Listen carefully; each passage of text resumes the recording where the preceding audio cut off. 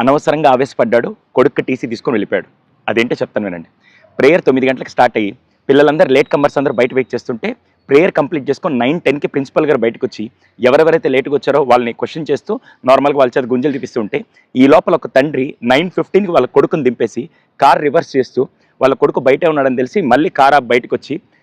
Principal గారిని అడిగారు, sir పిల్లల్ని పంపించవచ్చు కదంటే, లేదు సార్ వీళ్ళు లేట్ కమర్స్, కొద్దిసేపు ఆగి నేను పంపిస్తాను సార్ అంటే ఈ లోపల అక్కడ ఆర్గ్యుమెంట్ జరిగి ఆయన ఆవేశపడుతూ లేట్ అయితే మాత్రం పిల్లల్ని బయట ఎండలో నిలబెడతారా, లోపల పంపించండి అనేసరికి ఆయన ఆవేశాన్ని చూసి ప్రిన్సిపల్ గారు ఏం మాట్లాడకుండా వెంటనే అటెండెంట్ని పిలిచి టీసీ ఫామ్ తీసుకురమ్మని చెప్పి టీసీ ఫామ్ ఫిల్ చేసి అబ్బాయి తండ్రికి ఇచ్చేశాడు. అప్పటిదాకా వాయిస్ రైజ్ చేసిన తండ్రి సడన్గా వాయిస్ తగ్గించి అదేంటి సార్ టీసీ ఇస్తున్నారంటే,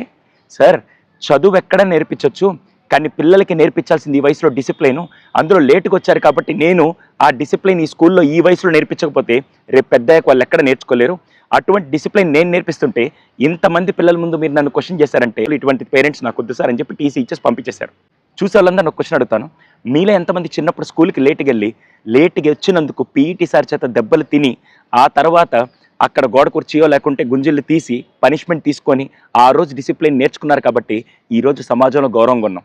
ఈ జనరేషన్కి ముఖ్యంగా కావాల్సింది టెక్నాలజీ, చదువు అదంతా సెకండరీ, ఫస్ట్ కావాల్సింది డిసిప్లిన్ అండి.